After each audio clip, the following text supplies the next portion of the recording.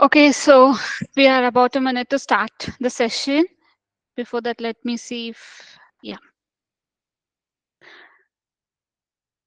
Okay, I think we can get started with the session. Welcome, everyone. And yeah, before starting, let me tell you if there is any technical glitch or if the screen goes off or anything, then please do let me know. As I'm sharing my entire screen, I'll not be able to check messages. Please feel free to unmute yourself in case of any technical issues and let me know. And the second one is if the calls get disconnected or anything, please do understand that that's because of electricity fluctuation. I'll rejoin as soon as possible. So this is all that I had to tell on the technical perspective.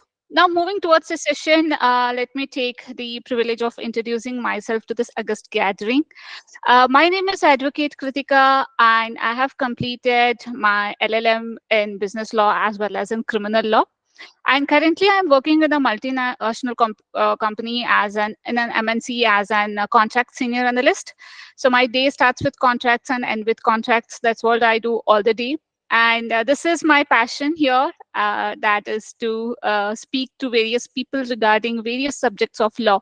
Rather than a specific subject and the various topics or niches that are very less explored and which is to be known by every person. For me, I believe that my personal feeling is that every person should know law.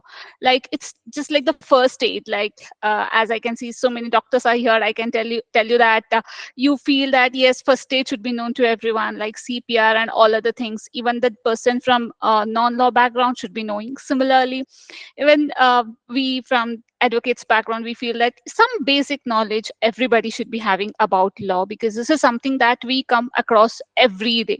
Every person, if not today, tomorrow, have to visit to the hospital. That is a bitter truth that we have to understand. We have to agree with that. And similarly, even doctors who are considered next to God should be also knowing about the legal procedures.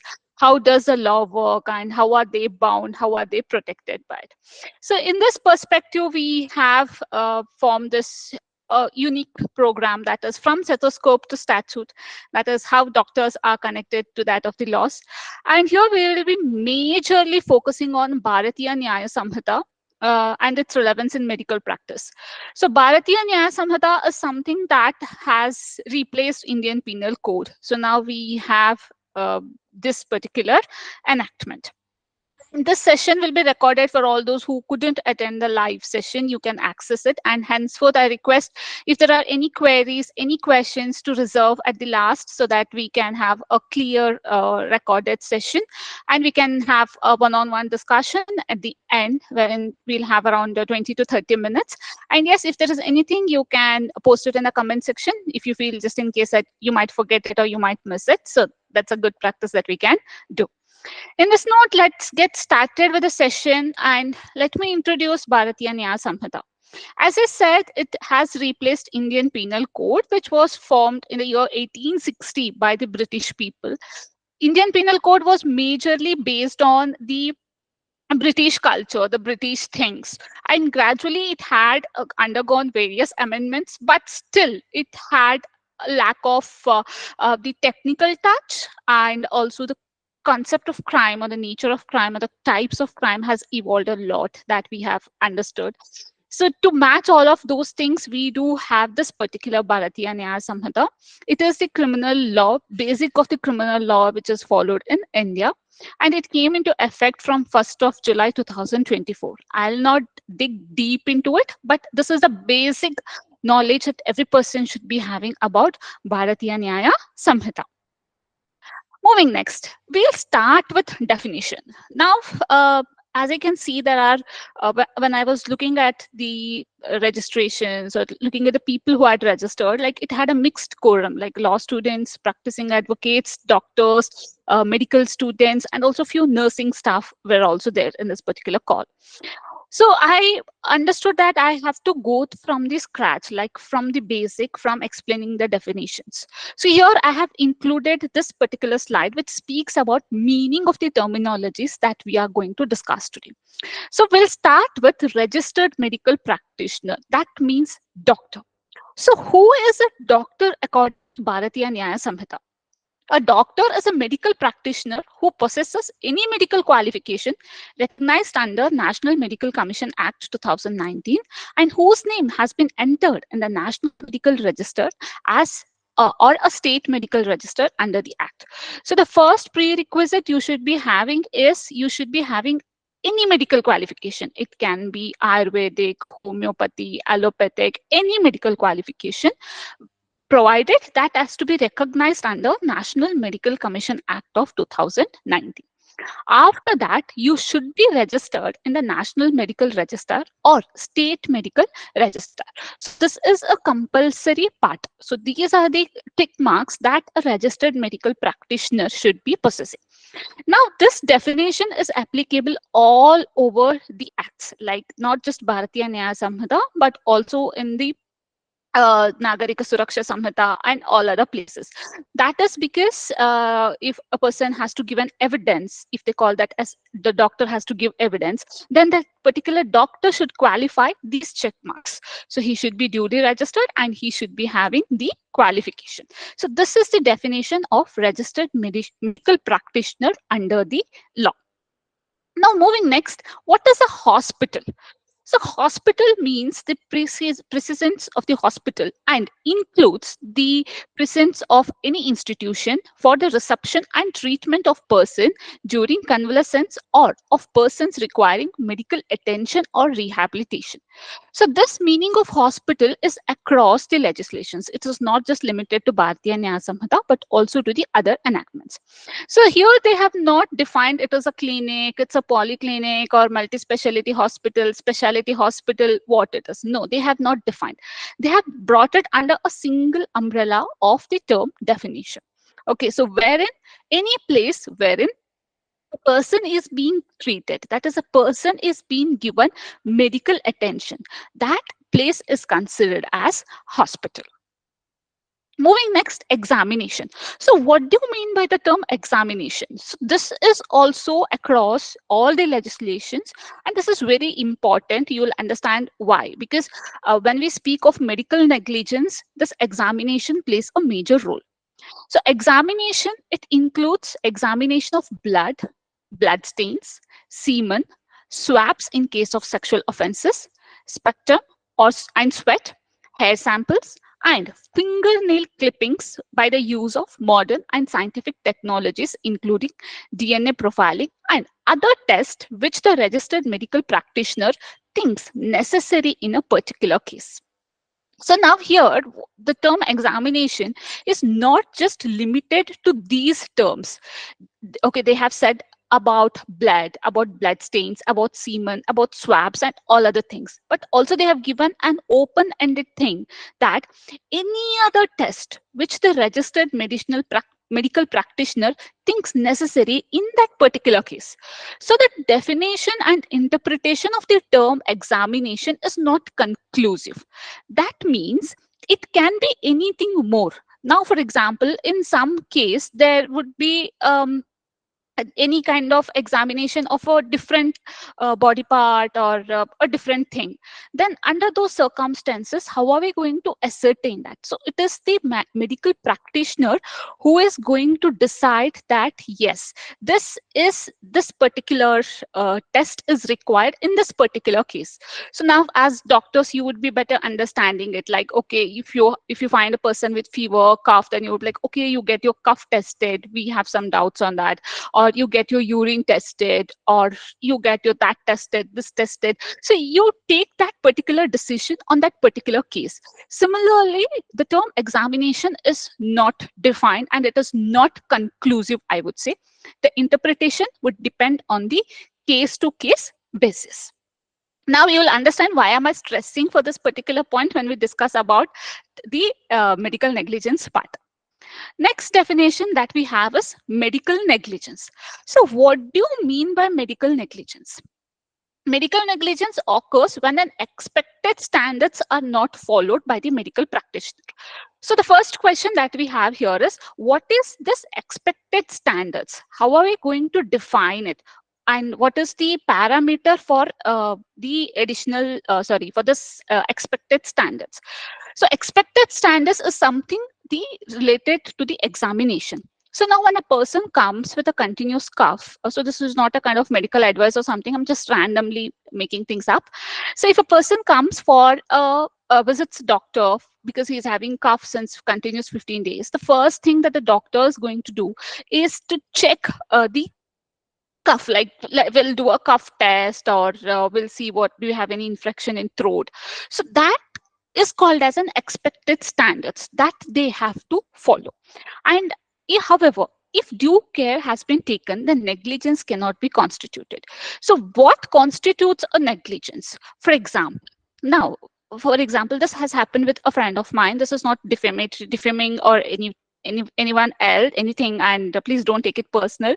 So with this disclaimer, we start that what happened is, like, she was not getting her periods. So she went to a doctor, a gynec, and she showed herself, and that gynec gave her tablets. And after that, what happened is, even then she did not get periods. And for as a second thing, or another checkup, she went to another gynec, wherein it was diagnosed that she was pregnant. So even that happened. So cases like that too happen, wherein even we understand that doctors also human, and human nature is to do error. So that kind of things constitute medical negligence. Here, for doctors, the error would be considered as medical negligence. So here the examination part was being lacked, and the proper examination was not done. Or if it was done, then that particular thing was not diagnosed, then it would be falling under exemption. But if she had not at all done that particular examination, then that would constitute to medical negligence. It is when a medical practitioner fails to use ordinary care or skill towards a person whom she or he owes a duty, resulting in the patient suffering damage to his person or property. So this is constituted as medical negligence. So negligence is wherein you fail to do that part of examination, or that part of diagnosis which you were supposed to do, which you were supposed to follow. Now, what will happen if a doctor does medical negligence? So there are four actions that could be taken by the patient. The first one will be compensatory action. He would be asking doctor to pay compensation and make good for the losses that has been caused. So that would be under the law of torts or Consumer Protection Act. So it will be under that area. Next is punishative action. Punishative action is wherein criminal actions would be taken, and that would be under Bharatiya Nyaya Samhitha. Disciplinary action. Again, that person can complain to that of the medical board and get that person's license revoked. Okay, so that is also a possible method, disciplinary action.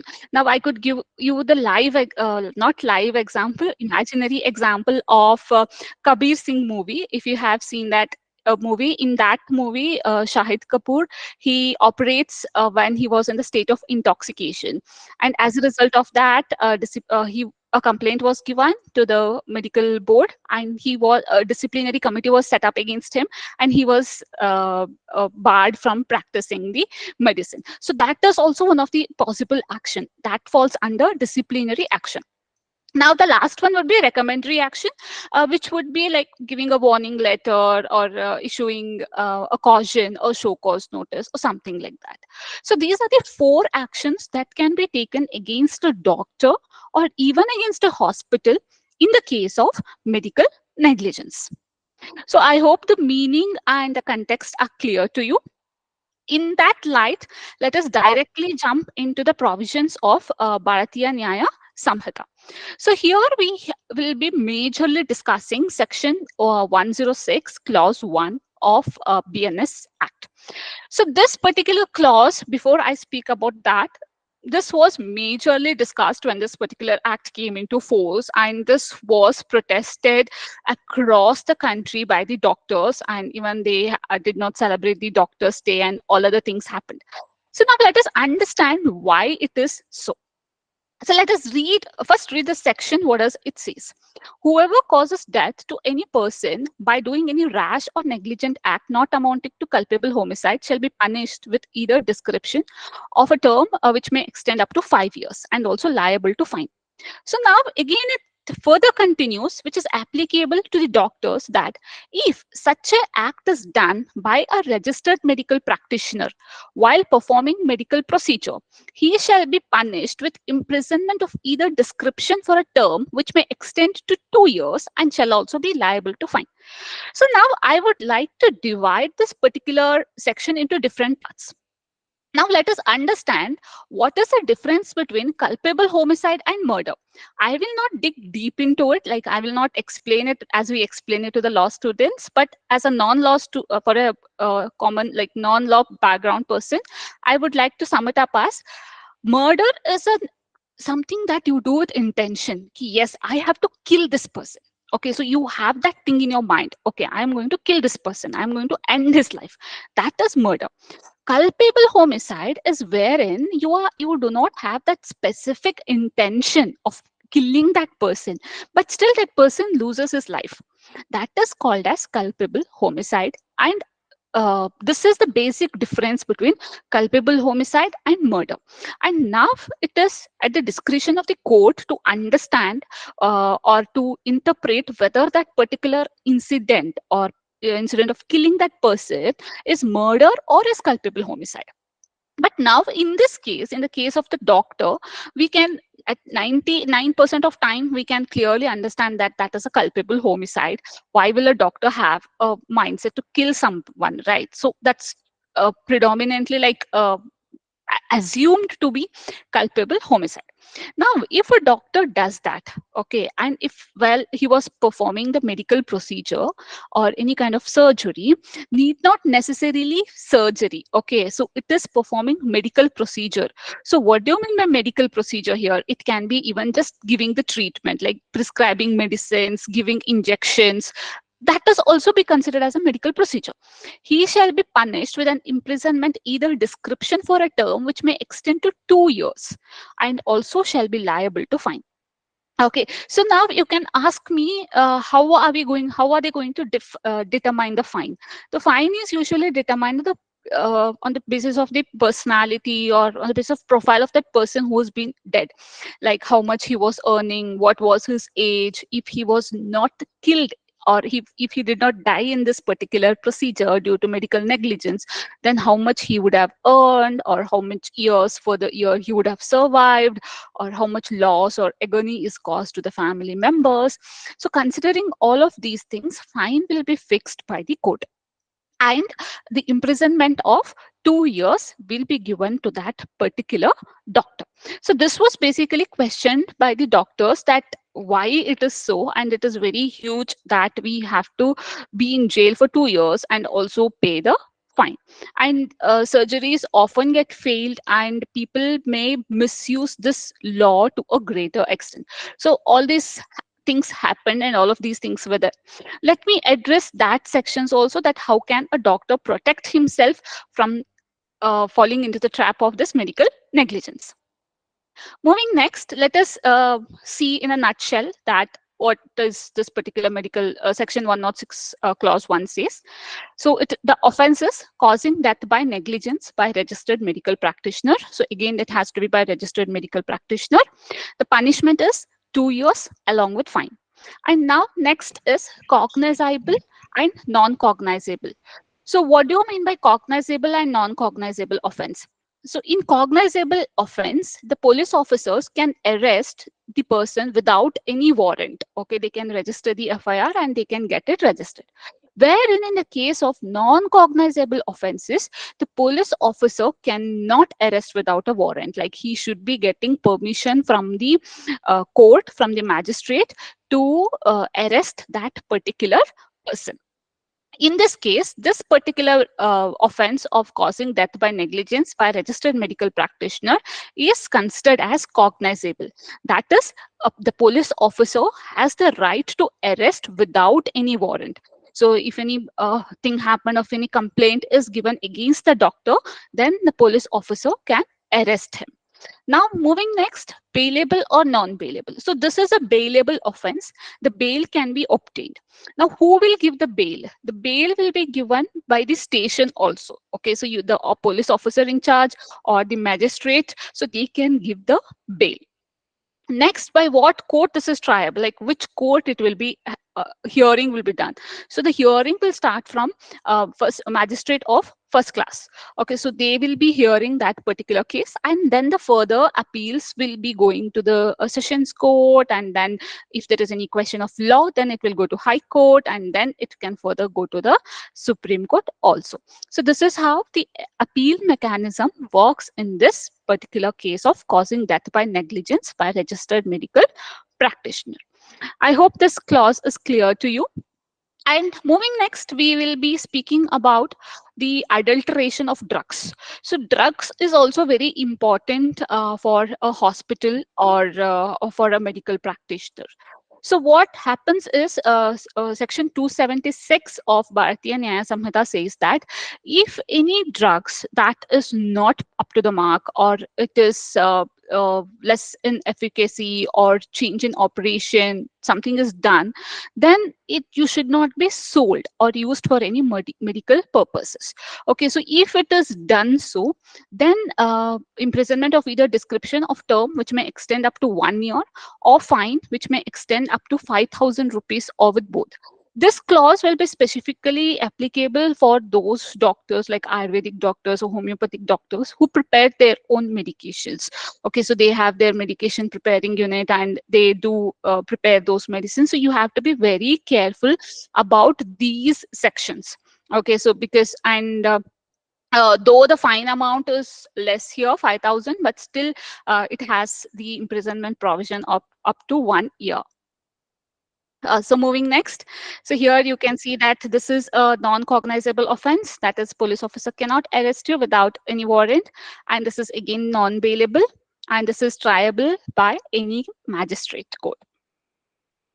Moving next, sale of adulterated drugs. So Section 277 of BNS states that if any person, whoever, it can be doctor, it can be anyone, knowing any drug or medical preparation to have been adulterated, like you have that knowledge that such kind of adulteration is done in that, then even after knowing that, they sell the same or offer to expose it for the sale, or do any kind of prescription to the patients, then under those circumstances, they shall be punished with imprisonment of either description for a term which may extend up to 6 months, or with fine which may extend up to 5,000 rupees, or with both.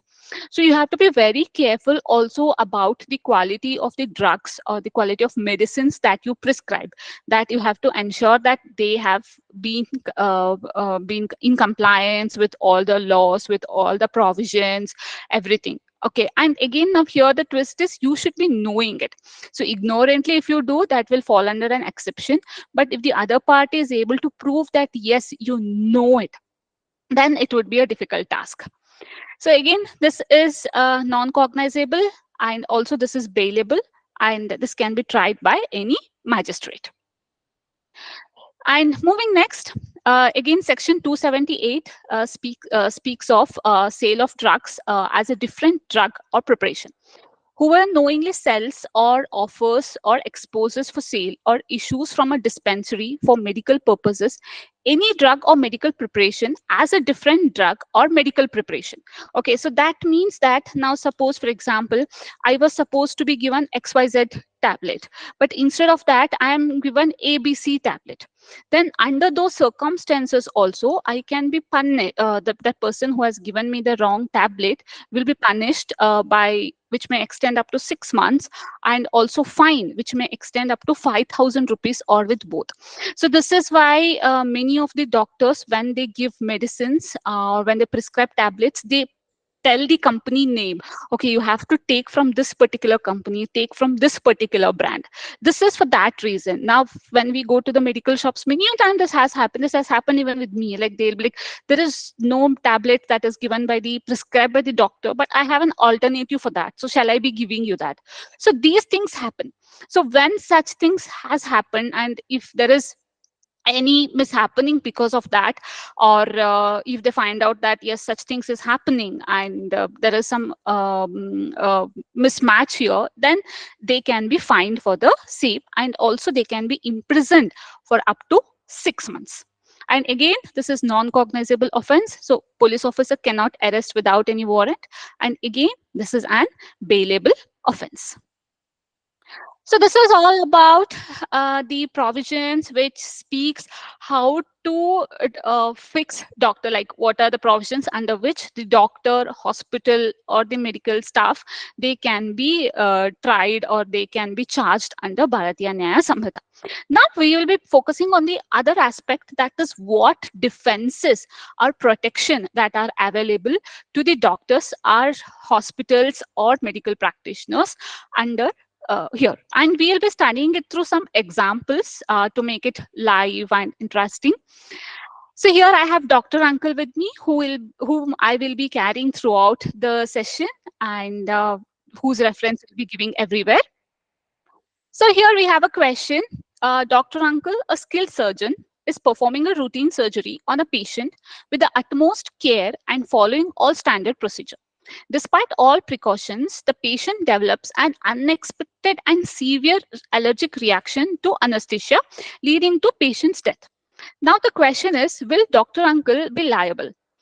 Please do let me know your answer in the comment section, like yes or no, so that we can have a little interaction here in the comment boxes. So if there are any questions, any concerns, we can discuss in the end.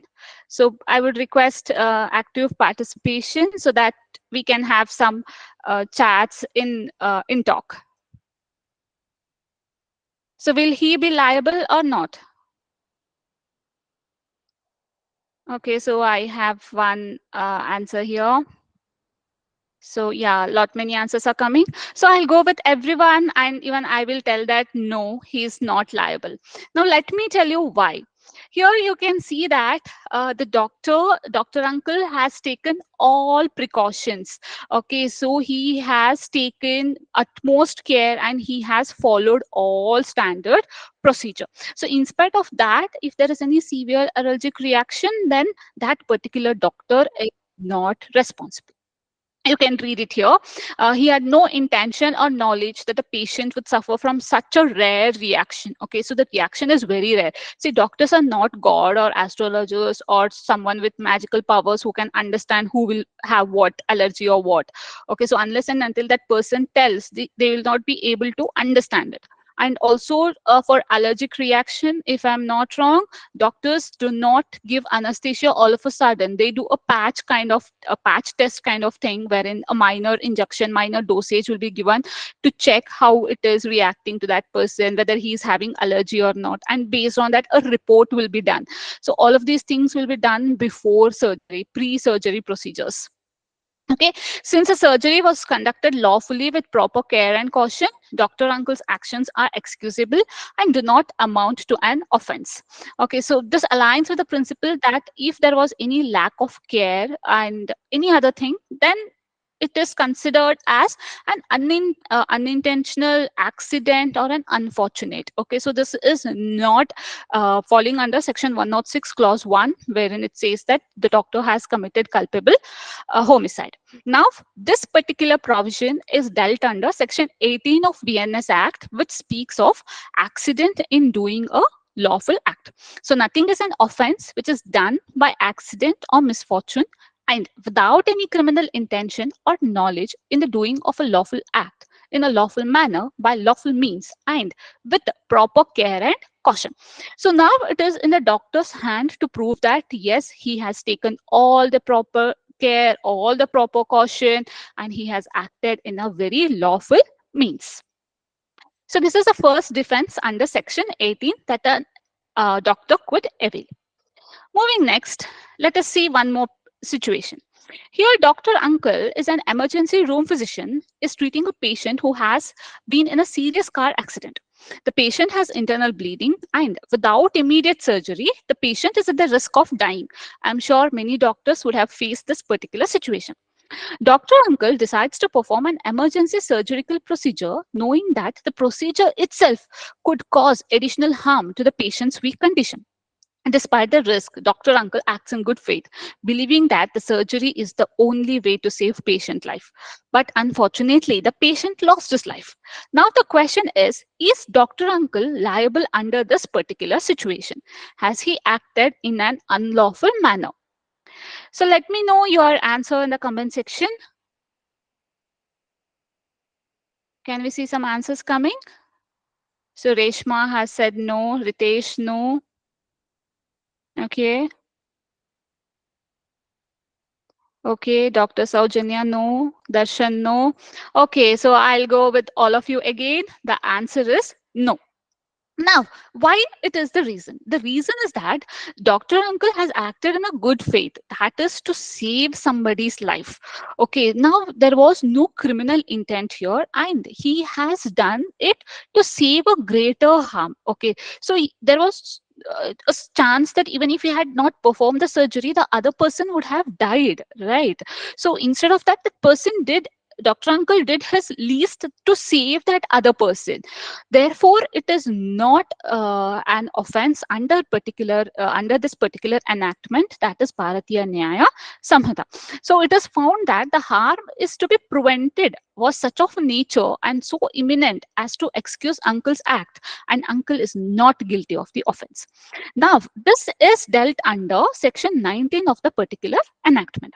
That is, nothing is an offense merely by reason of its being done with the knowledge that it is likely to cause harm, if it be done without any criminal intention to cause harm and in good faith for the purpose of preventing or avoiding another harm to the person or property. Okay, so here he knew that it is going to cause harm. Definite, he was definite, like it, the person may lose life because he might have lost a lot of blood, or there has been a lot of damage. Anything could have happened, but still, even those circumstances, this particular person, Dr. Uncle, acted in a good faith and tried to save that person's life. Now, it is if this particular case lands up in the court, then it is on this part of the Dr. Uncle to prove that if such an act was not done, then that person even otherwise had the risk of losing his life. So the doctor has to prove that, for which he has to be very much specific or very much sure about all the documentation, like the condition in which the patient was brought, the situations, everything. If possible, have everything under CCTV camera, so everything is recorded and you have all the proofs to ensure that you are in the clean hands, and also you did it without any criminal intent, and also to cause the further harm. So the next defense we'll be looking into it is Dr. Uncle is a heart surgeon. He advises Mr. G, an adult patient suffering from life-threatening heart condition, to undergo a risky but potentially life-saving surgery. Dr. Uncle explains that the surgery, while intended to relieve Mr. G's condition, carries a significant risk of causing complications, including the possibility of death. However, the surgery is performed with the aim of benefiting Mr. G's, elevating her suffering. Mr. G, fully understanding the risks involved, gives her informed consent to the surgery. Okay, Dr. Uncle proceeds with the operation in good faith with no intention of causing Mrs. G's death, but rather seeking her recovery. However, Mr. G lost her life. Now, whether Dr. Uncle is liable for the death of Mrs. G or not. This is a pretty straightforward question, and so I would like to have few more answers here. Yes, I'm getting answers. Yes. So again, I would like to go with all of you. So in this case here, Ms. G has given the implied consent. That is, she has okayed for it. She has told that I am okay with this thing. So consent is very important here. Though Ms. G knew that this may lead her in losing her life, she was okay with that because she wanted to take that chance. So therefore, Dr. Uncle is not liable. Okay, so in this case, the operation, there was an implied consent, and it was with it was with that of the consent for the for her own benefit. Therefore, the doctor acted in a good faith. He informed the patient. He obtained the consent by the patient. Therefore, the patient has accepted the risks that is associated with it. Henceforth, Doctor Uncle is not liable. Now, this is under Section 26 of BNS Act. So here it says that nothing which is intended to cause death is an offense by reason of any harm which it may cause, or intended by the doer to cause, to be known by the doer to be likely cause to any person for whose benefit it is done in good faith, and who has given consent, whether express or implied, to suffer that harm or to take the risk of that harm. Now, here, the important terminology that we here end up with is the term consent, express consent and implied consent. So, the term consent, it means it is agreeing to something, it is nodding to something. So, what are the essential features of a consent? It should be free from caution, undue influence, misrepresentation, fear, and it should be very much specific, and it should be given by the person who is related to it.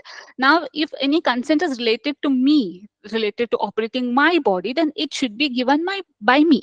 And if I'm a minor, when I was below 18 years, then it would be my father, or it would be my mother, or it would be my legal guardian.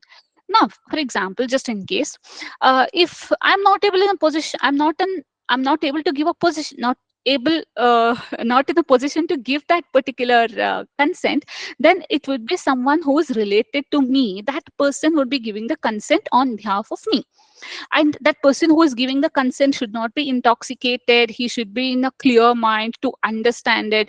And you can see in many of the hospitals, like when they do the major surgeries, right, they give them a day's time to think over it and give the consent. Unless and until it is very critical, it is very urgent, the consent is not taken immediately. That's a best practice that they follow, because to prove that the consent was of free mind, they were not under any kind of apprehension or any kind of fear or any kind of misrepresentation, forcing. So also the doctors give that gap so that they can have a secondary consultation. So many doctors who have faced these issues, they even tell that people tell the patient that if you want, you can have a second consultation, you can check things, and then you can come back to us. So all of these things happen. Consent is very important here, and it can be expressed as well as implied. Express consent is wherein it is told, like, I am okay with this, I am okay to go for the consent, I am okay to go with the examination, I'm okay to go with the test. So that is called as express consent. Wherein implied consent is something that is understood. Okay, that is wherein it is uh, uh, and like it is not to be told upfront. Now, for example, when I visit to a doctor, then it is understood that the doctor will do the basic checkup, like he will keep his stethoscope, like he'll check for my heartbeats, and he'll ask me to open my mouth, and he'll do all of those things. So those are the things wherein we give implied consent. The moment we walk into the hospital, we are okay with that. Okay, so the doctor is going to check. Now, if I tell that my leg is paining, it is understood that the doctor is going to check my leg, he is going to see what has happened to my leg. And express consent is wherein I physically sign the form, like, okay, I'm going to sign this form. Like, if something happens, then I'm not responsible, then the doctor is not responsible. So that will be a consent form. So consent is very, very, very important for any doctor, and not just for the medical professionals, but for every human being. To do anything, consent is required. But still, now this topic is all about the medical practitioners, so therefore, doctors, whatever you do, ensure that you have the consent, and that consent should be a free consent, not under any caution, undue influence, fear, or something. Now, here the scene will be reversed if Mrs. G states that the doctor made me fear. Okay, so my consent was not clear. It was not out of free mind. He made me fear that however you are going to die, you do the surgery and check.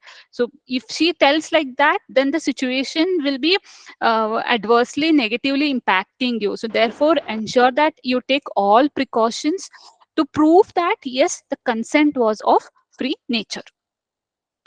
Moving next, one more situation is here. Mrs. Hatch is a legal guardian of a 10-year-old son who is suffering from a severe kidney condition. After consulting with Dr. Uncle, a specialist, it is determined that the child requires an urgent surgery to remove a kidney stone.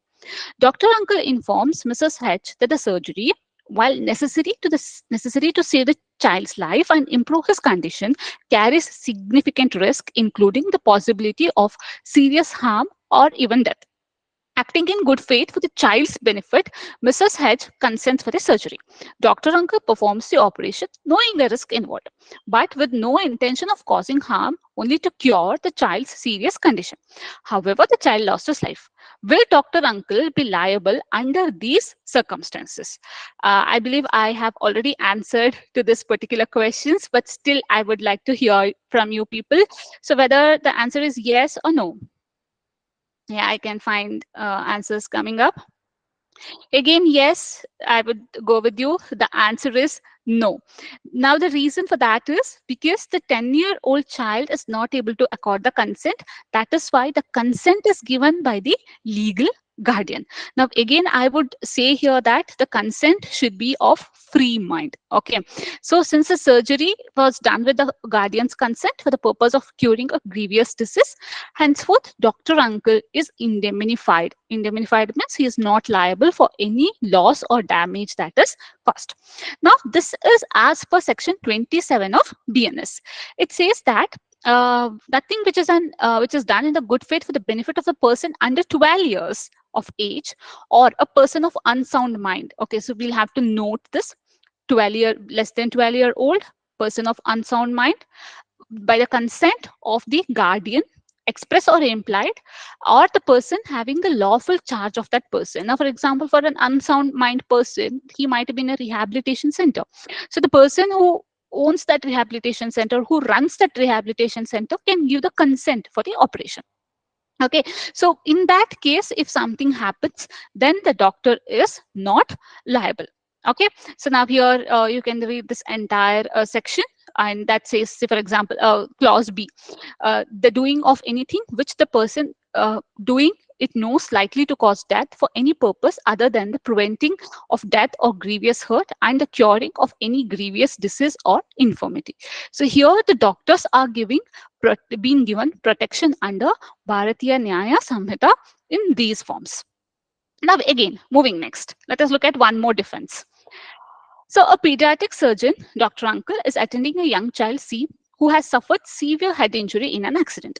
C is unconscious and cannot provide consent, and there is no guardian present to give permission for a life-saving procedure. The injury is life-threatening, and without immediate intervention, C's condition is likely to worsen. Dr. Uncle, understanding the urgency of the situation, decides to perform the necessary surgical operation to relieve pressure on C's brain. His intent to save the child's life and provide significant benefit, despite the lack of consent from the child or the guardian. So, what will happen if the child dies under this particular procedure? Will Dr. Uncle be liable here or not? So now here the difference is that was a major person. Now this is a young child whom we are dealing with. Okay, so Reshma, no. Akash, yes, he'll be liable. Any more answers before we jump to the answer? Yes, no, no. I think this is the first question wherein we are getting both answer as yes and no. So I'm happy about that. A kind of sad too. Okay, so the answer is no. Here, that is because section 30 of this particular act says that act done in good faith for the benefit of a person without consent. So it says that even though the consent is not taken here in this case, Dr. Uncle's intention was to give the immediate benefit that is available to the child and to save the life of the child. Okay, Dr. Uncle's actions here are excusable because he acted with the intent to provide life-saving treatment without any intention to cause harm. Here, his intention was very much pure, that he wanted to save the life of the child.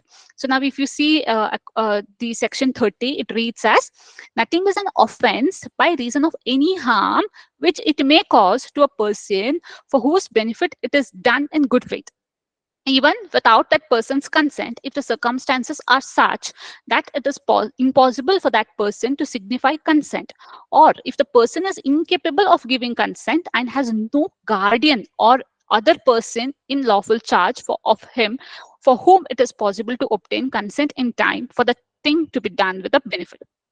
So what happens in those circumstances is, practically what happens is, doctors inform the police officers. Okay, so now when an accident is done, immediately the hospital is bound to give intimation to the police officers. So the police officers will be visiting to the hospital.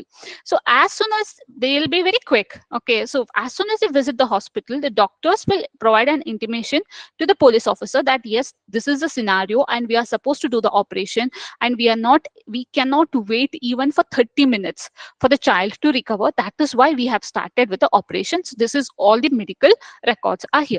So that is what they keep the police officers in loop, so that the doctors are in the safer hand. Tomorrow they can leverage the police officers as the witness. Okay, so this is what happens. And sometimes in many of the cases, what happens is the hospital will be having an retainer advocates. So what they will do is they'll immediately pull in those advocates, and they'll be like, see, this is a case that we have and we are wanting to take this action.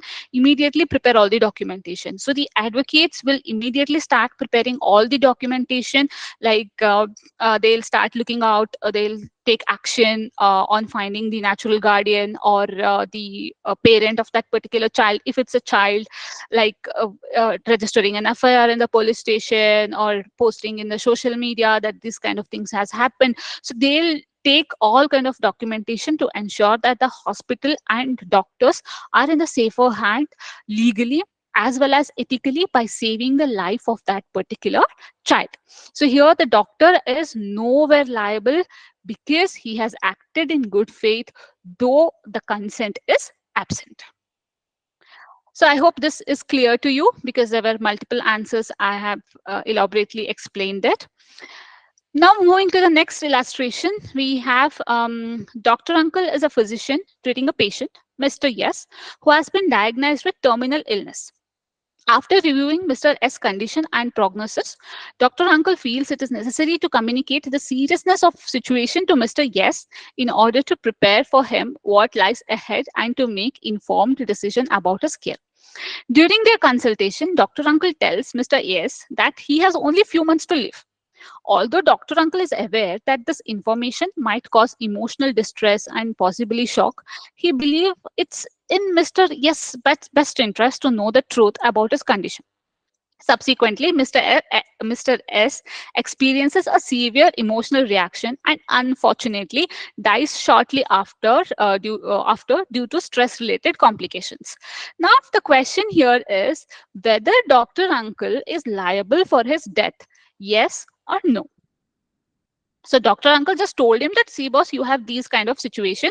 This is a disease that you have, maybe cancer or some kind of big disease you are having. That is why you are going to die. Maybe imagine that he told him that you have only 3 months left. And because of that, he died as a cardiac arrest. So now whether Dr. Uncle is liable for this or not. Let me know the answers. Okay, so I have answers coming. No, no, no, no.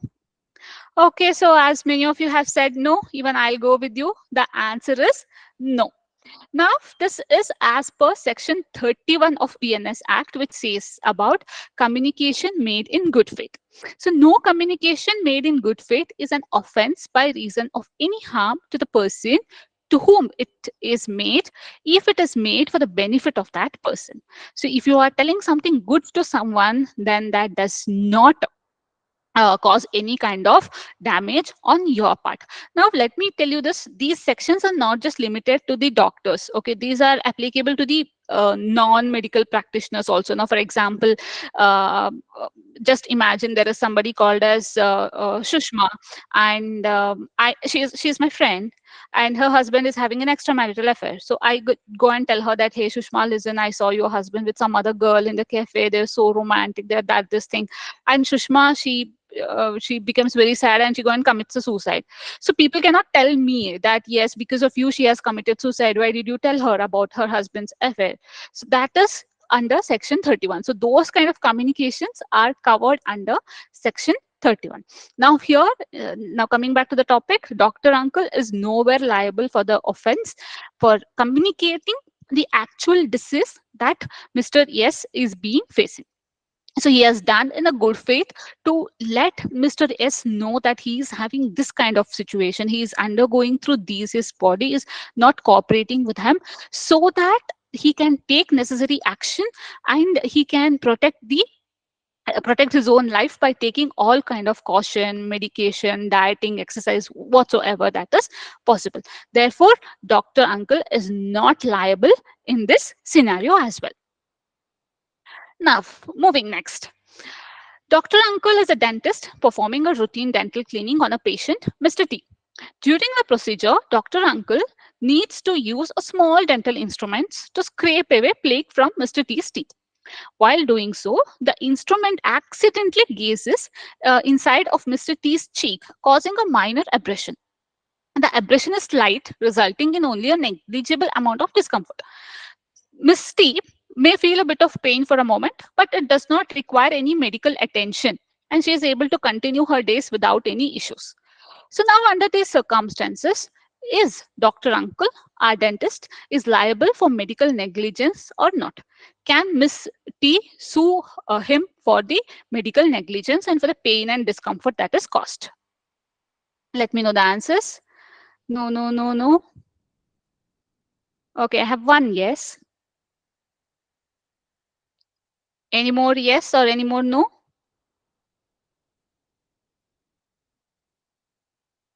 Okay, so the answer is no. The reason for that is, let me tell you, it is provided protection under section 33, which says that act causing slight harm. Harm. So let me read the section first and let me explain it later. Nothing is an offense by reason that it causes, or that is it has intended to cause, or that is known to be likely to cause any harm, if that harm is so slight that no person of ordinary sense and temper would complain of such harm. Okay, so it says that, see, when you are doing that minor thing that happened, but just in case if Dr. Uncle has torn her cheeks, then that would be considered as a medical negligence. But a little pain which is bearable. Now, for example, when we go and take injections pain, right? So we cannot accuse doctors of medical negligence. Some doctors or some nurses, when they inject, it does not pain at all. It's like nothing, you will not even feel it. Okay, something has happened in my hand. But some doctors, when they do it, when the nurses, when they do it, it pains a lot. So you cannot accuse them for the medical negligence. Similarly here, it caused a minor bruise, and it is very clear that the pain was for a moment and she was able to do all her works, and it did not require any kind of medical further attention. And therefore, Dr. Uncle is not liable for that particular act, and he cannot be framed for medical negligence. Okay, the harm caused was so slight that a person of ordinary sense and temper would not complain about it. Okay, so those bruises are like not of like, it has not caused any major changes or any major things. Now, if there was any mark that is left, then it would be a different story. It would be a medical negligence. But this is a regular thing that that person can bear. Okay, so therefore, the doctors are given protection under section 33 for any act that is causing a slight harm. Okay, now for example, what happens is while doing stitching also, the stitching will pain, right? And if there is any fracture or anything while doing that, that plaster of Paris and all other things, that pains a lot, causes a lot of discomfort. So you cannot, as a patient, I cannot sue the doctor for medical negligence for all of these things. So when you go to the doctor, when you take treatments, when you take injections, when you go through some dentist things and all other things, pain is bound to happen. That is something unavoidable, and doctors cannot be framed for medical negligence under those terminologies. Now, again, here the disclaimer is we are not, it is up to the interpretation on that particular instance whether such an act is negligible one or not. So that would differ from case to case. Moving next. So, Dr. Uncle, a surgeon, approaches Mr. K, an adult patient, to seek consent for a complex surgical procedure. Mr. K is anxious and worried about health. Dr. Uncle explains the surgery in a way that exaggerates the risk of not having the procedure, fearing that he may suffer severe injury or even death if he refuses. Mr. K agrees to the surgery, even though the actual risks of avoiding surgery are much lower than what Dr. Uncle had led him to believe. Now, if Mr. K dies during this particular surgery, whether Dr. Uncle is liable or not. Let me know the answer in the comment sections.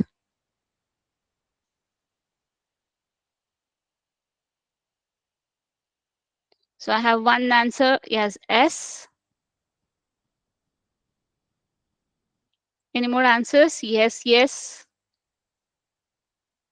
Okay, doctor explained the risk. So no, no, yes, no. Okay, so let me reveal the answer. The answer is yes, Dr. Uncle is liable here. The reason for that is he is giving that consent under fear. Okay, he is giving the consent under a kind of misconception. Okay, so Mr. K, he's very anxious, like he became very much fearful, and that he did not take that particular consent or a particular decision in his free mind. He was, see, I explained consent in a very detailed manner, wherein I told that it should be fear from caution, undue influence, misrepresentation. Everything should not be there. It should be from a clear mind, from a peaceful mind. Here, if you read this description, the doctor also exaggerated the things, that surgery is very much mandate, you cannot avoid, and all other things. Because of that, Mr. K become very anxious. Even here, Dr. Uncle is liable because he gave it like extraordinarily. He presented it in a larger way. And Mr. K, though he was very anxious, he was very stressed about all of these things, he did not take that particular decision in his free mind. Okay, so here Dr. Uncle is responsible for the two factors. One, he exaggerated the facts, and second, he knew that the other person, the person who is giving the consent, is not in free mind. He is in an anxious state. Though even after that, Dr. Uncle went ahead and took his consent. Okay, so because of these two factors, Dr. Uncle is liable. So section 28 of Bharatiya Nyaya Samhitha states that if the consent is given by the person under fear of injury or under a misconception of fact, or if the person doing the act knows, has a reason to believe that the consent was given as a consequence of fear or misconception. Okay, so this is very clear that the consent should be of free mind. So many cases, what they do is like they take consent of two people. Okay, so it will be like bring two people from your side and we'll give the consent, so that they'll have a complex thing. They'll have a document in their hand that no, we got it from two people, so two people were okay to this. If at least they could prove that one person was intoxicated, he was in alcohol, or he was under some medication, so he was not able to give the consent.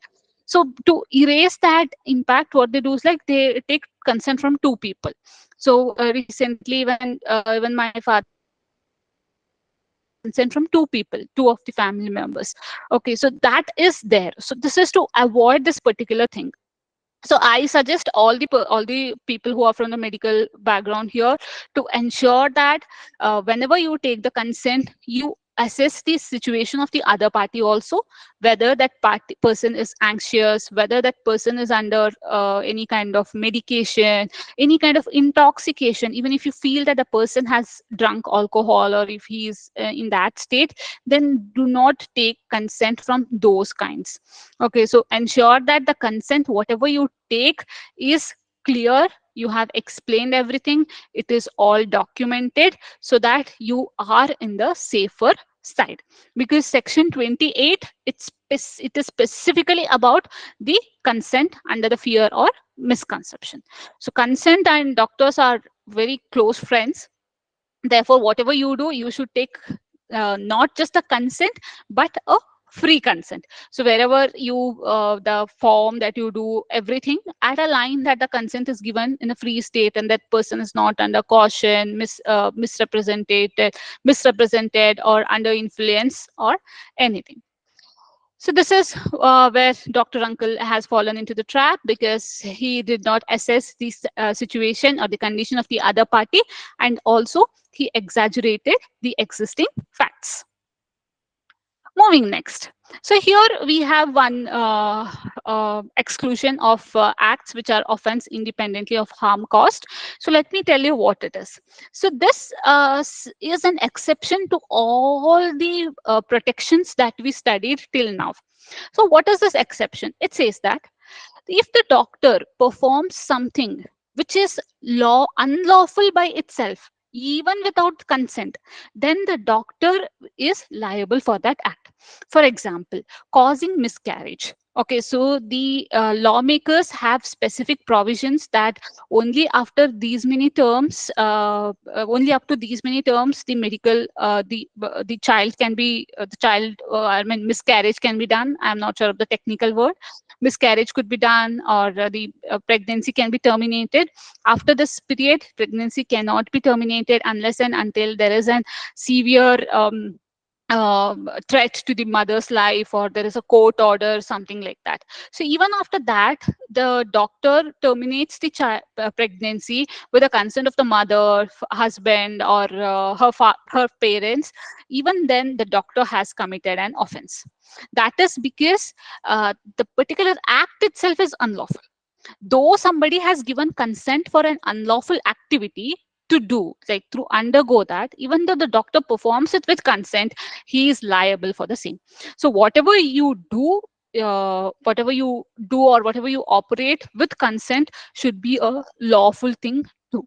Now, for example, if you want to remove somebody's eyes and use it for donation purpose, that's a noble cause to do, but it has to have consent.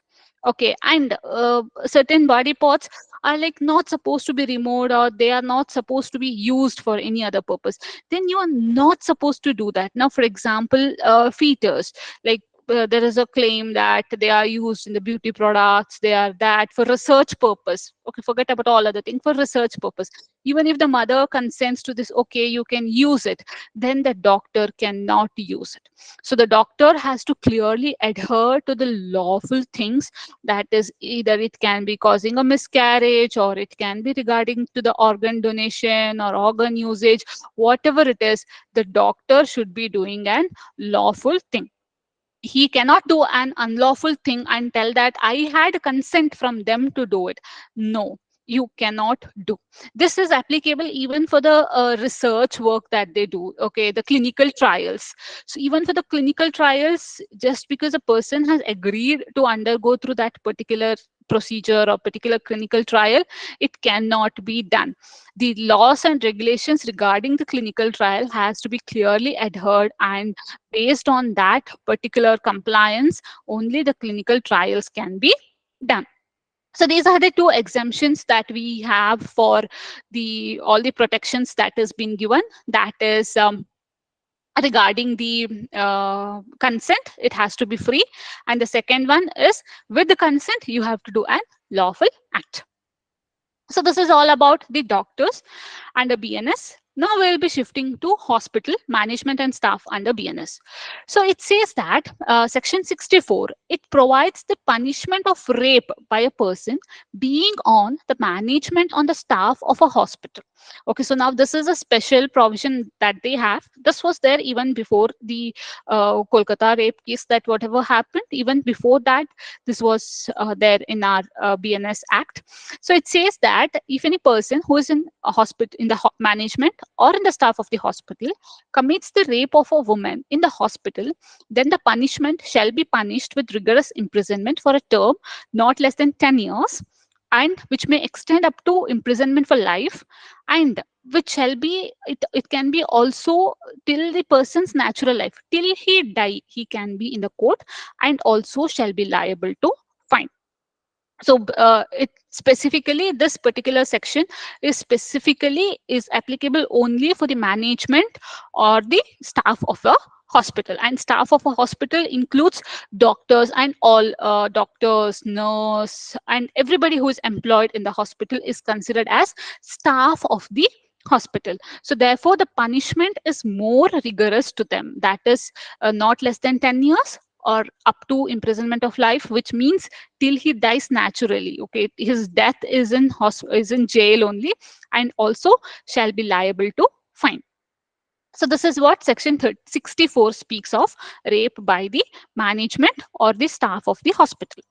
And again further, section 68, it speaks about the sexual intercourse by a person in authority on the management of a hospital or being the staff of the hospital. So section 68 is specifically for the person in authority on the management of a hospital or being a staff of the hospital, abuses such position or fiduciary relationship to induce or seduce any woman either in his custody or under his charge or present in the premises to have sexual intercourse with him, such sexual intercourse not amounting to the offense of rape shall be punished with rigorous imprisonment of either description for a term which shall not be less than 5 years, but which may extend up to 10 years, and also shall be liable to the fine. So now again, section 68 is very specific. It says that who it is, person in authority on the management of a hospital or being a staff in the hospital. So these are the two things. And on whom. Okay, so it can be a woman either in his custody or under his charge or present in the premises. So it can be even a patient too, as per the interpretation. Okay, and that person should have an sexual intercourse not amounting to the offense of the rape. Okay, so you have to read it between the lines. Premises to have sexual intercourse with him, such sexual intercourse not amounting to the offense of rape. Okay, so even if it was not a rape, that is not forceful, or it does not comply with all the provisions, he shall be punished with a rigorous imprisonment. Okay, which shall not be less than 5 years, and which may extend up to 10 years, and also shall be liable to the fine. So it can be anyone who is employed in the hospital from the top management to peon, and it can be any woman who is in the premises of the hospital in his custody or in his charge, and there shall be an sexual intercourse which is not amounting to the offense of rape. Okay, so then that particular act will be punished not less than 5 years and extend up to 10 years, and also liable to the fine. So this is all about section 68 of BNS. Now again, we have section 200. This is again specifically for whoever being in charge of a hospital, public or private, whether run by the central government, the state government, local bodies, or any other person, contravenes the provisions of section 397 of Bharatiya Nyaya Samhitha 2023, will be punished with imprisonment for a term which may extend up to 1 year, with fine or without fine. Okay, so now here you can see that this is applicable for all hospital, uh, clinics, polyclinics, everything, whether run by a central government, state government, local bodies, or a private hospital too. So they have to adhere to section 397 of Bharatiya Nagarika Suraksha Samhita 2023. So what is section 397 of Bharatiya Nagarika Suraksha Samhita 2023 is, it says that all hospitals private or public or private, whether run by the central government, state government, local bodies, or any person, shall immediately provide the first aid or medical treatment free of cost to the victims of any offense covered under section 64, 65, 66, 67, 68, 70, 71, and 124 of Bharatiya Nyaya Samhitha 2023, or under 468 or section 10 of Protection of Children from Sexual Offences Act 2012, and shall immediately inform the police of such incidents. So now what does this section says is, if any hospital receives a patient who is being a victim under these provisions, and these provisions are related to the sexual offenses, that is rape, gang rape, and all other things, and also regarding the acid attack, if they receive any patient like that, then they are supposed to provide the free medical treatment. Okay, that is the first aid or medical treatment free of cost. They should not be asking them that first you deposit the money and then we will do the operation. No, if the hospital, any hospital receives the patient like this, then they should be providing the first aid at free of cost. If they pay, well and good, but if they do not pay, even then the hospital should not be waiting for them to pay the amount. And also, they shall immediately inform the police of such incident. As I said earlier, this is the, if the hospitals get any kind of accident issues or anything, they immediately loop in the police officers to be on the safer side. So even if you get any offenses which is related to the rape or the rape of the child, then at those circumstances they'll be informing the police stations. Even the hospitals inform police stations, police officers, if they receive any patient who is below 18 years and who is pregnant. Even those situations they inform to the police officers to be on the safer side, just to ensure that the child is not being raped, because that is not a legal age, permissible age to get married. Therefore they inform their police station, even though they do not see any traits of the rape and they just get to know that she is pregnant. When those circumstances, they inform the police station. And if the hospitals fail to do so, then they can be imprisoned for a term which may extend up to 1 year, with fine or with both. It can be the doctor individually himself, or it can be the management of the hospital, the medical in charge officer. They can be put behind the bars if the hospital does not comply with section 200 of the Bharatiya Nyaya Samhitha. Now, we spoke all about the Bharatiya Nyaya Samhita, the protections available, the clauses that are against the doctors, the actions that can be taken against the doctors. Here, we will be ending up with two things. One is duty of care and burden of proof. Duty of care is something which is on the doctor, wherein burden of proof is something on the complainant. Okay, so duty of care is what the doctor has to do. The medical negligence definition, if you see that, the duty of care is not complied with. And burden of proof is wherein they tell that yes, the onus is on them to prove that yes, the doctor has done this one wrong. Now, if any case of medical negligence is filed before the court, then the burden of proof is on the complainant. The complainant has to prove beyond any reasonable doubt that the doctor has not done his duty properly and he has committed the medical negligence. So now the doctor is having the duty of care. Let's see what is duty of care. Duty of care consists of diagnosis and treatment. So the doctor has to diagnose what the problem is and then provide the treatment accordingly. Next, informed consent. Consent is very much important. Doctor has to take the consent. Okay, and not just consent, a free consent. Moving next, post treatment care. The doctor have to tell that yes, after this particular thing you do, you have to be on bed rest, you have to take this diet, you have to take these this medicines, and you have to visit these frequently for the scanning or whatever it is. So all of those things have to be specifically called out. And then documentation is very, very, very important. All the things has to be documented very clearly, very precisely, with all the dates, and everything has to be on place. So these are the duty of the care that the doctor should be having. Let me repeat again: diagnosis of treatment, informed consent, post treatment care, and documentation. And then policies and rules. Sorry, I missed it. Policy and rules are also very important. The doctors should be having a list of policies, which we will be discussing in our last slides. And next, burden of proof. What the person has to prove, that is, the doctor owed a duty of care. So the doctor had some care, had to take care, but the doctor has breached that duty. Okay, so after that, the doctor's breach has caused harm or injury to the patient. Okay, so breaching the duty, it means an act or an omission. You are doing something which you are not supposed to do, or you are not doing something which you were supposed to do. Even that, both the things are considered as a breach of duty, and because of that there has been injury to the patient, and that harm has related in damages, maybe extra bills, pain, or loss of income. So the patient or the complainant, whoever is filing a case of medical negligence, has to prove these four things. The first one is the doctor had some duty to care, and then the doctor breached that duty.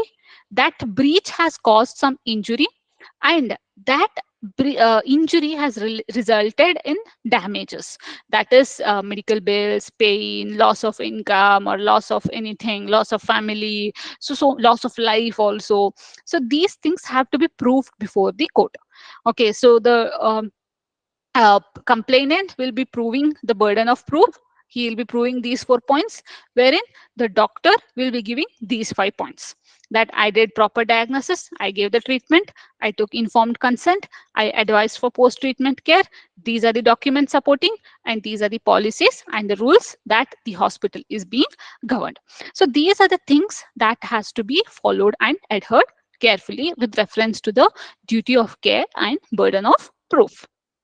Now, we'll move to the best practices. The first one is documentation. This is very, very, very, very important. And I think I do not have sufficient words in English vocabulary or any vocabulary to stress and tell about the importance or of documentation. It carries the greatest weightage, because in law there is no value for the words that are spoken. Everything is written. If it is in black and white, only then it is being valued, only then it is being considered. Anything which is verbal, it has no place in law. It will not be considered as a major evidence, it will be considered as a collaborative evidence. That is, it could support your claim, but still it will not make your case stand before the court.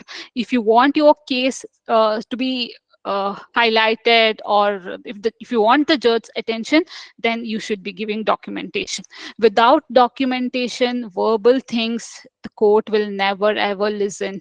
They'll be like, no boss, you give me something in black and white, only then I'm going to listen to you. So documentation plays a very important role. Ensure that while you treat a patient, all the documentation are in place. And if you are on the patient side, ensure that you keep all the prescription, the file that the hospitals give, keep that in a very, very safe custody.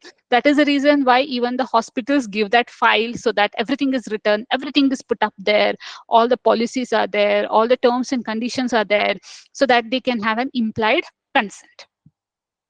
Moving next, implementing medical legal risk management plan. Yes, this is very important. If you are running a huge hospital or a clinic or whatever it is, you should be having a risk management plan. How are you going to tackle the cases? Now, imagine you get a patient who just suffered an accident, who has come to you for the first aid or come to you for the treatment. Then how are you going to action it? What are the things that you are going to ask? What are the documents that you are going to get them signed? What are the procedures that you are going to follow? So all of those things has to be listed out in medical legal risk management plan. As you are a doctor, any person can approach you anytime with any case. So therefore, having this particular things ready will help you a lot. Next one is medical malpractice insurance. Yes, this is an insurance which is not majorly known by many of the doctors. So companies like ICICI Insurance, or even in Policy Bazaar and all, you can find this medical malpractice insurance, which the hospital can entirely avail. As this is similarly to that of the life insurance, wherein if something happens or if any a medical negligence case arises, then you can claim that particular thing from the insurance. The court compensation or everything will be paid off from the insurance. So as a hospital or as a clinic, you can avail this medical malpractice insurance, and the coverage claims, similarly as that of our life insurance or medical insurance, you can have it according to your needs, based on the size of the hospital or the cases that you handle. So you can have this one. So this is one of the best thing that you can avail so that you are on the safer side financially. Next, obtain informed consent. Yes, consent is very important. Ensure that you have the free consent. Stay informed and complaint. Yes, be updated with all the legal provisions. What does it states? How it is? What it is? For example, now we are recently having DPDP Act, that is Digital Data Privacy and Protection Act, which speaks about protection of data, storage of data, and all other things. Where in hospitals we have a lot of personal data as well as confidential information. So as a hospital, as a clinic, wherever, whatever you do, you have to be compliant with that of the DPDPA Act, that is storing of data, processing of data, all other things. And also in your policies you will have to include these things. So be updated with the laws, stay informed and complaint. And employee training, yes, this is very important that you train your employees, because in previous provisions, section 68, 64, and all, if I'm not wrong, wherein we saw the provisions wherein which was specially for the staff of the hospitals, and how are they supposed to behave, and if there is any sexual intercourse, or if there is any drugs, sale of drugs which has been done otherwise, then it may cause an adverse impact on the hospital too. So employee training is very, very, very, very important. Deliver high quality care, yes, ensure that you are on top of everything. And ethical practice, I don't think this is a topic that we have to discuss here. So ethical practice, be ethical in whatever you do, and ethics is almost similar to that of the law. Morality and law is different, but ethical and law, we can find a lot of similarities. So be ethical in all the work that you do. Moving next, let us look at the robust policies. Sorry, I missed the S over there. So the first one is patient privacy and confidentiality policy. As I said, and should, like we have DPDP Act and all other acts coming into the place. So it is something that is will be a very mandate one in the upcoming days, to have the patient privacy and confidentiality policies, or the privacy policies. And next, informed consent policy, telemedicine policy. Many of the hospitals, like what they do is, like if the patient is not able to come for the follow-up, then they provide them a provision for the telemedicine thing. Ensure that you have a telemedicine policy in place. What are the drugs that can be prescribed? What are the tests that can be done? So all of these things. Medical waste management policy, yes, hospital wastes are to be segregated in a different way. We have biomedical waste management rules. So according to that, it has to be discarded. So that has to be done. Accident and incident reporting policy, yes, what if you get a patient who has been half burnt, or there's an accident or something like that, then how are you going to report it? So that has to be there. And what if somebody is dead, somebody lost their life, and you want to make a list of that also, because you never know, tomorrow anything may come up. So you have to report all of these things. Code of conduct for doctors and staff, emergency response plan, medical history and examination forms, consent forms, referral letters. Yes, referral letters are also very important. Sometimes you will not have an operation theater in your hospital and you want to refer them to somebody. So even that has to be in a specific manner, that you are giving the complete handover with the consent of that other person. So all of those things has to be there in the referral letters. Patient discharge summaries, treatment plan and progress notes, vaccination records, incident reports. So all of these things has to be there very clearly. And also, as a best practice, I would suggest all the doctors here that while you are writing the prescription, ensure that you write the key points, like what the patient is suffering from. Now, for example, stomachache, headache, temperature is this much, and all other things. So that could be a Safety things. Some doctors, what they do is like they give it in a plain white sheet. They just write the name of the medicine. They tell morning, evening, afternoon, morning, evening, afternoon, and they just give that. Do not do that. Always ensure that you have a proper letterhead of yours, and in the letterhead, you write the person's name, the person's age, BP, and when he was there, like if you go to the hospital, the first thing they do check is your BP. So write the BP, weight, and all other things, all the symptoms that that person is going on one side. Okay, and then the prescription on the other end, and then also write the next course of action that they are supposed to do, like revisit after so many days or have another blood checkup after so many days, so that you will be on the safer side. Tomorrow, if they accuse you of the medical negligence, you can tell that, okay, so did you do the follow up checkup? It was suggested to do on this date.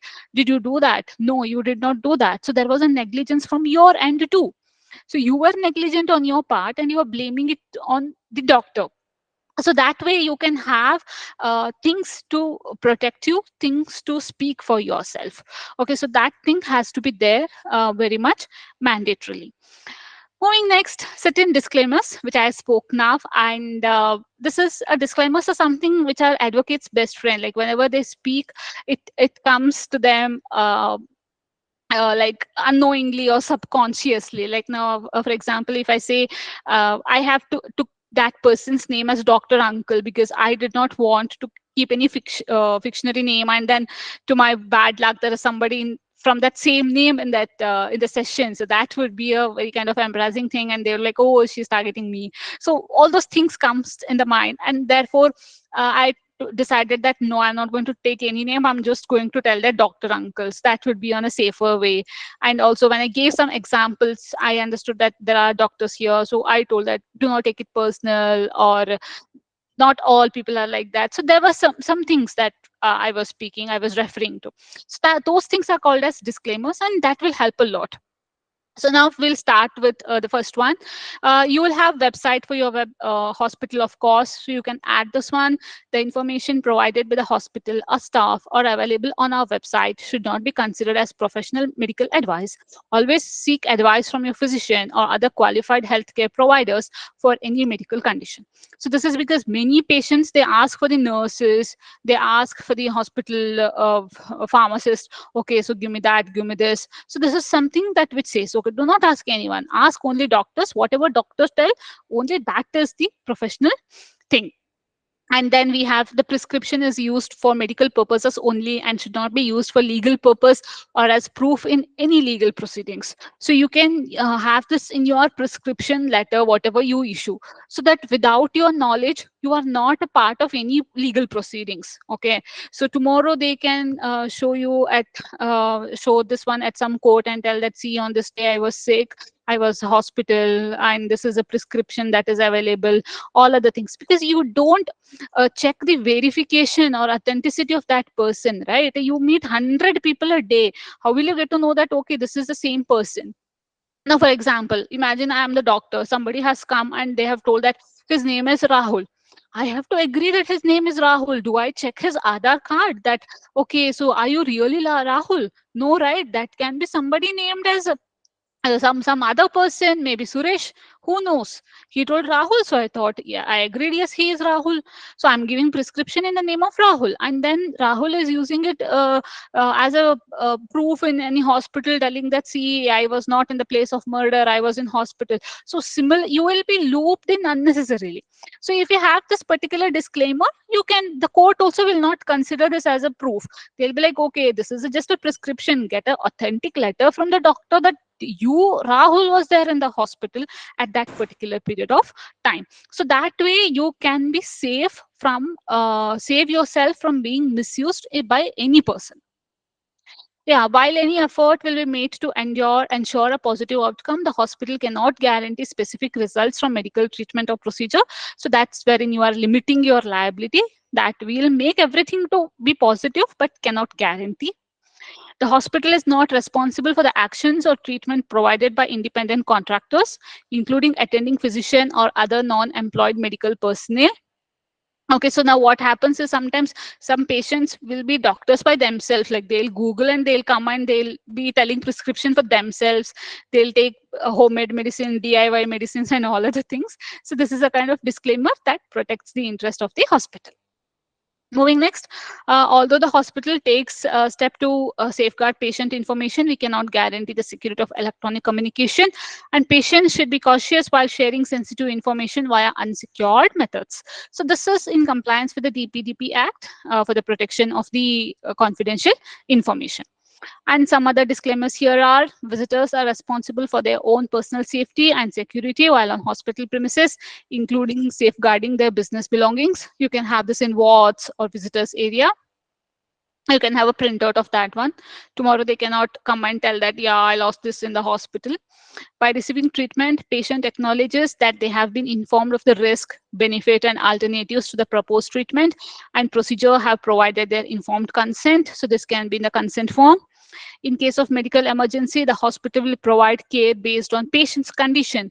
No guarantee are made regarding availability of specific specialists or treatments. The prescribed medication may have potential side effects. Please consult the doctor immediately if you experience any adverse reactions or unusual symptoms. You can have this one in your prescription as well. And this prescription is based on patient's current medical condition and information provided during the consultation. The patient is advised to follow the dosage and usage as per the instructions strictly as prescribed. So even this can go into the prescription thing. And these disclaimers help manage the risk, clarify the doctor patient relationship, and ensure that the patients are informed about the treatment plan, medication, and potential risk. And also, this prescription is intended only for the individual patient. It shall not be shared or used by others without proper medical consultation. So these things can go into your prescription so that you can have it on the back side as well as the terms and conditions, or you can have it in the footer in a very smaller font. Though it is in a smaller font, it is fine. Like for example, the stock market advertisements that we see, right? It will go pata pata pata pata pata. Will not understand anything, even though it's like they'll be like stock market are subject to market risk, and they will keep on badbading themselves. So that is that, like they have told. Similarly, if you add these things in the prescription, it will like, yes, you have told and you have kept the other party informed, and by taking that prescription they have consented for it and they have acknowledged for this. So these are the few of the best practices and few of the other things that I could make a note of these things here. And yes, I finished my slides by time. It is 30, so we do have another 30 minutes for any discussion, any queries, or anything that we can discuss. Before we start, let me look at the comment sections if there are any questions, and then we'll start discussion. So if you want to add anything here, then you are very much welcome. Hmm.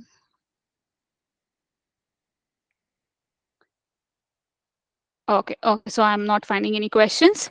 So any questions, anything to add on?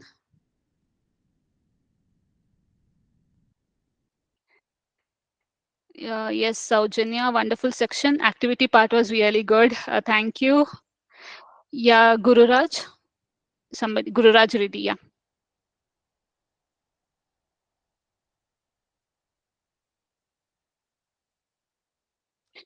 You can unmute yourself and you can ask the questions.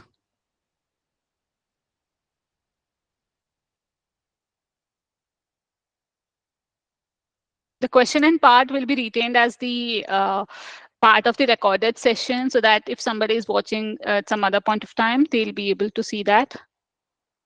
Ritesh, thank you for the insightful session, ma'am. Thank you, Ritesh. Thank you, Rahul. Oh, sorry, there is a Rahul here. Yeah, Mayur, you can ask your question. You can unmute yourself and you can even post in the comment section. However, it is fine. Yeah, sure, Saujanya. I'll share the contact number. Sure, I'll do that.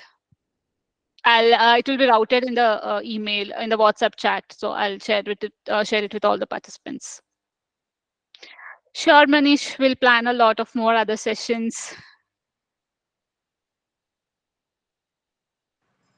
Madam, Yes, have sir. some water. First, you drink some water, like a super fast train. No, not able Thank you, sir. to. No, I was not able to pick Mhm. up so many Okay, things you okay. have said.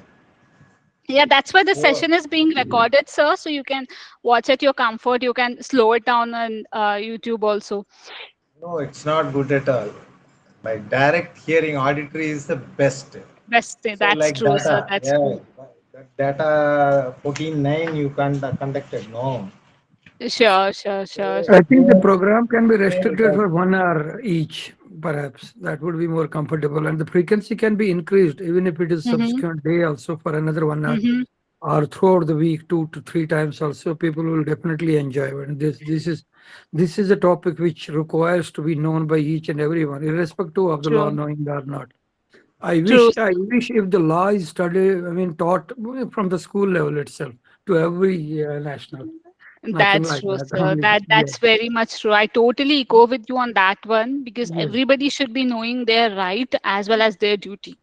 nothing like that. Yes, but Yes, then sir. now you have taken up this matter. This is a really great initiative, and then Thank you, it sir. should be Thank you, sir. it should be kept up at just a little bit flexibility the timing, and Mm-hmm. I'm sure that everybody will be taking interest in continuing the program. Sure, sir. Yeah. Sure, sir. Sure will Thank do. you so much. Thank you. Madam, for Motor Vehicle Act, this will be Mm-hmm. more useful, no, for Vehicle Act. For Mm-hmm. the expert witness, actually, we will call for the court. Yes, While sir. calling, we can put, but more forensic item also you have covered in this one. So Yes, sir. Yes, sir. everything is coming put together. Forensic is Mm-hmm. there, defense this side is there.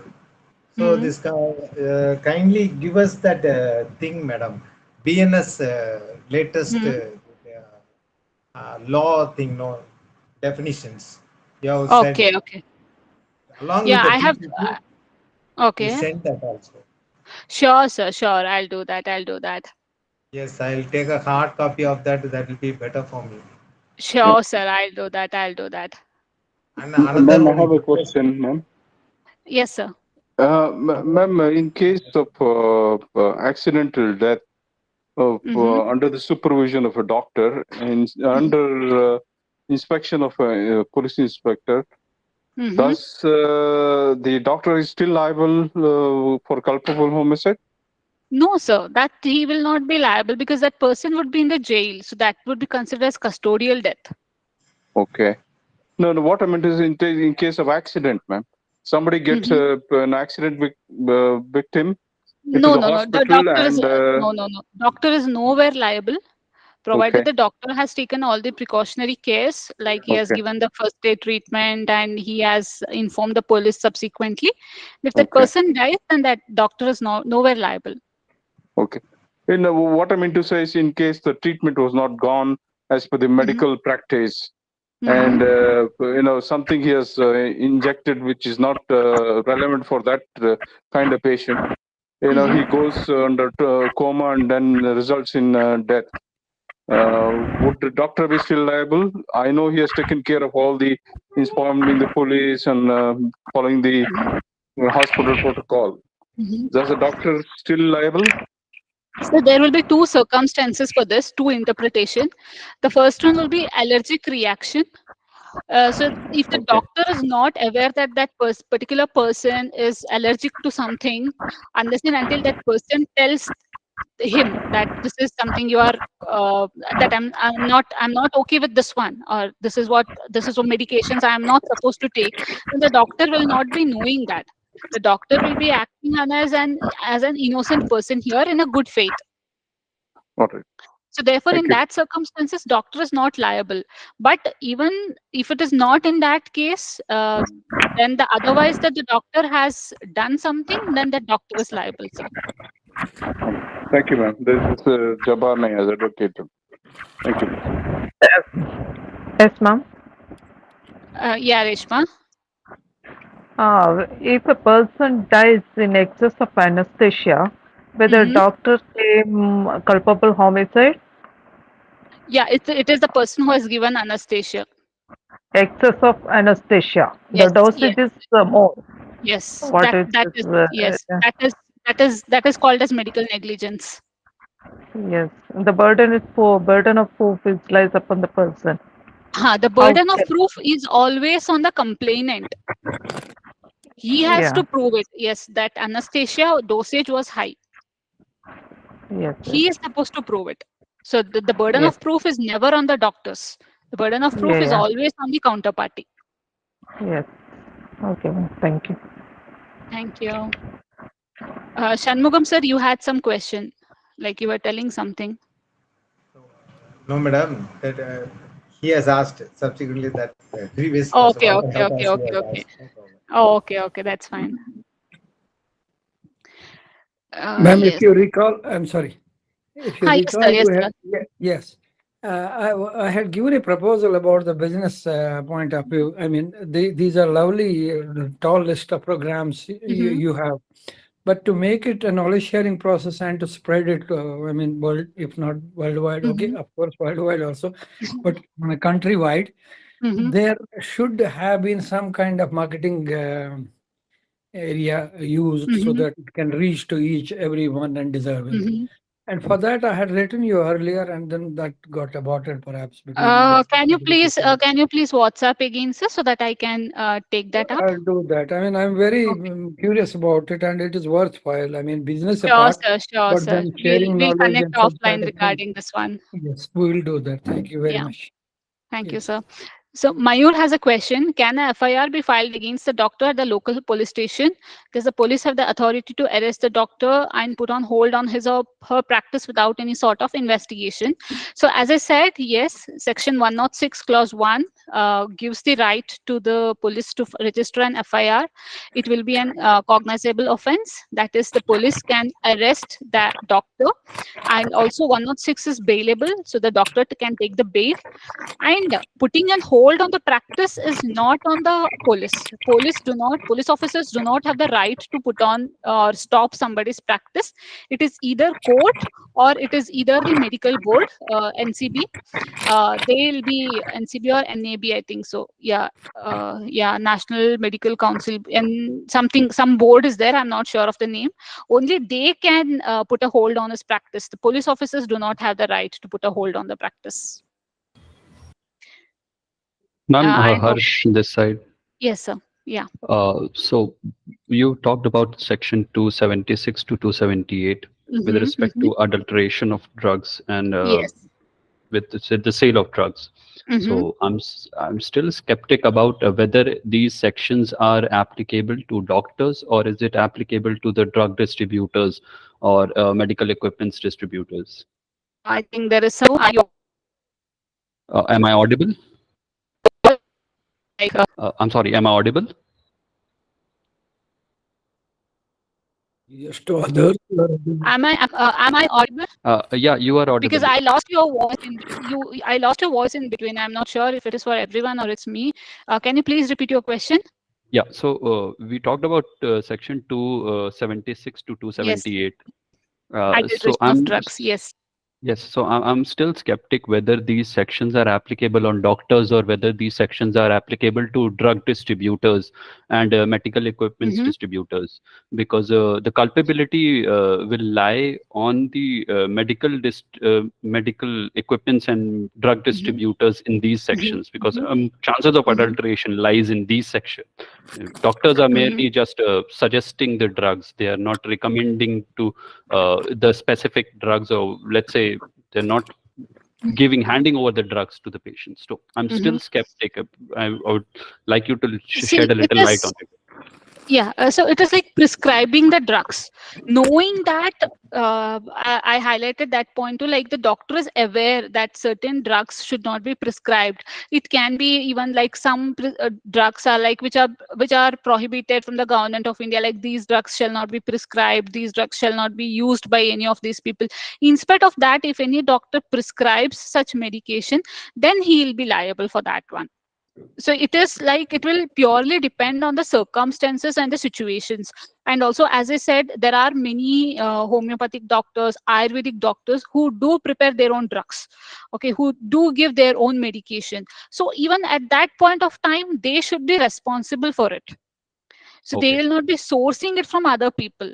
So they'll be Okay. preparing it for themselves, like some kashayas or some churnas.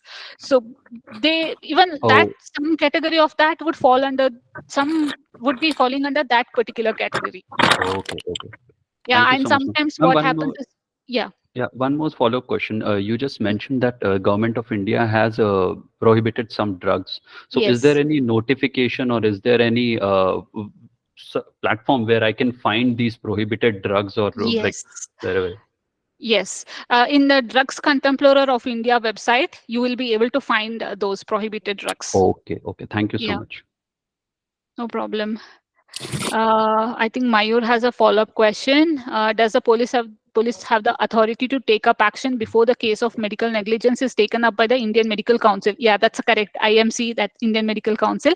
See, medical negligence, there can be, it can be, see, as I said, the four actions which I told. One is penal actions, compensatory action, and regulatory actions, and all other things. So the cases can go parallel. Okay, so the police officers can conduct inquiry whether such medical negligence has happened or not happened, and wherein IMC also can conduct its own inquiry whether the hospital or the doctor is in compliance with that particular provisions or not. So it is both the ways, Mayur. Okay, so they will not be stopping each other from doing anything. They will be doing their work parallelly. It will be like the two train patries, like going hand in hand. Okay, so the doctor can be arrested even if it is fake case. Yes, in the worst case scenario, it can be done. That is the reason why there was a great protest that was happening when this particular BNS came into force by the medical fraternity. How about the punishment in the case of medical negligence? As I said, it will be, let me go back once again to the screen. Yeah, it will be imprisonment for up to 2 years and fine. So it will be like that. 2 years plus fine. Section 106, clause 1. See, for tackling those kind of situations, so this is a follow-up answer to Mayur. How is a doctor supposed to tackle action this kind of a situation?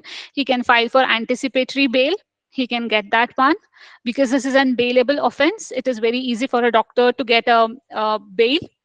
That is the first one. File for an anticipatory bail. If you see something coming up, you will definitely feel that, okay, if a person is dead or if a person has suffered any kind of medical negligence or any kind of issues, you will be knowing it. So immediately file for an anticipatory bail, get anticipatory bail so that you will not be arrested. And the second one is do with the documentation part, compliance, ensure that all the documents are up to date. There is informed consent and all other things which we discussed in the best practices part, so that you can be on the safer side. And yes, anticipatory bail is always there for your rescue. So there is nothing much to worry.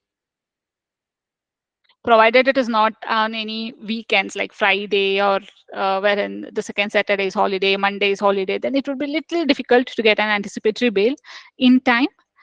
But if it's other day, then you can definitely get an anticipatory bail very easily for this case though.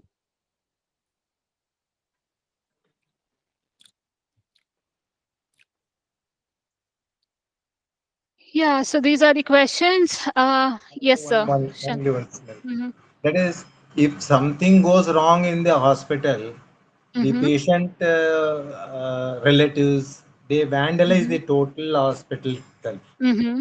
Yes, At the yes. time of something happens and all. Even the Mm-hmm. Calcutta, it has very often in Tamil Nadu also. In my town Mm-hmm. also, two times it was vandalized. Mm-hmm. Mm-hmm. But the case are not open. Somehow they compromise that thing. They, Yes. the offenders are not punished. Mm-hmm. In so So many the cases, I if compromise happens, then it cannot be helped. Compromises are like of the court settlements happen. If compromises are not done and if there is regular follow up on the cases, then the hospital can recover such costs or damages caused due to the vandalization. correct, madam, but it is not going to court at all. at police station level, everything is happened. Even Yeah, FIR, they should a not be compromise is compromising. there. They should not be compromising on that one. Yes, madam. It is Yeah, not so going to go to top. that's an individual perspective or individual thing, either to compromise or to go to the courts. So it's like it's not in our hand. Even the police officers, they would like to settle the case in the police station Yes, itself. Even the correct. hospitals do not want to go to the courts, because that gives a kind of negative image of theirs. Okay, there is a case of the hospital, and if they give case against their own patients, then again it will not be looking good, right? It will be like the hospital does not care its own patients. Yes, yes. Yeah, so those things happen. Yeah, Thank ma'am, you. is there any law? Thank you, sir. Ma'am, is there any law for medical students like UG or PG? So you'll be bound by the Indian Medical Council rules.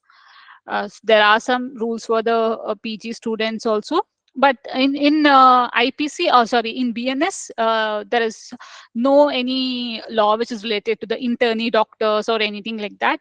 It only speaks of registered medical practitioner, whose definition we have understood.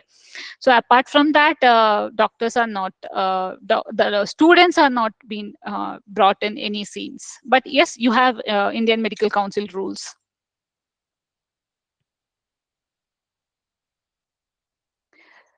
So yes, this is all about, I think. So if there are any more questions, we can wind up the session, and I can give you 10 minutes back. Okay, now if a patient files a fake case and the doctor gets arrested, his practice is disrupted and the reputation is spoilt, and the doctor is proven innocent, then he can file a defamation suit and he can claim for all the damages. लड़कियों किसे कुछ चाहिए तो नहीं? Yes, sir. I think he is speaking. Okay. So if the doctor I'm is sorry. I'm proven, sorry. okay, so if the doctor is proven innocent, then the doctor can file a defamation suit, and he can get all the compensation that is done. And also he can file a suit under 120, I think it's 120 only now, I'm not sure. He can file a case for criminal conspiracy, that this person has criminally done all of these things to me, so I want damages of so and so rupees. So he can claim the damages and he can restore his reputation.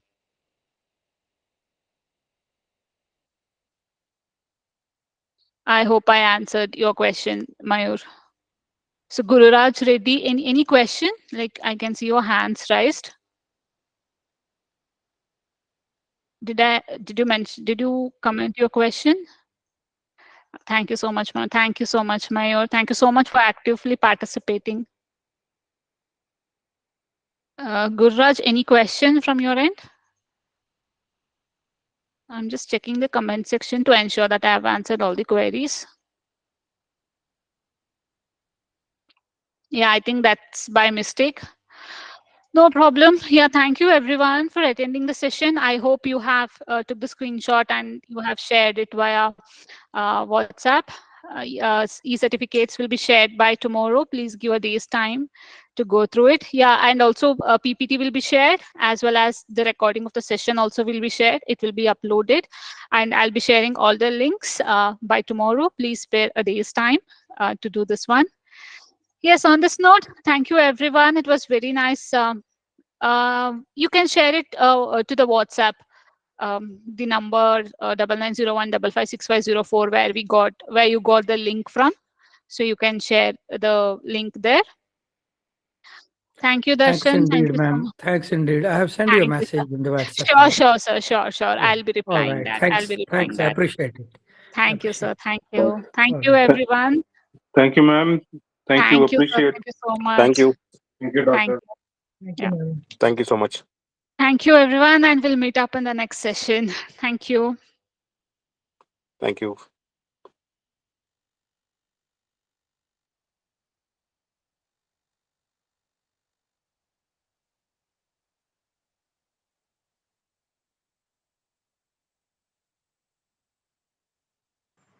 Madam, this is my personal Yes, sir. question.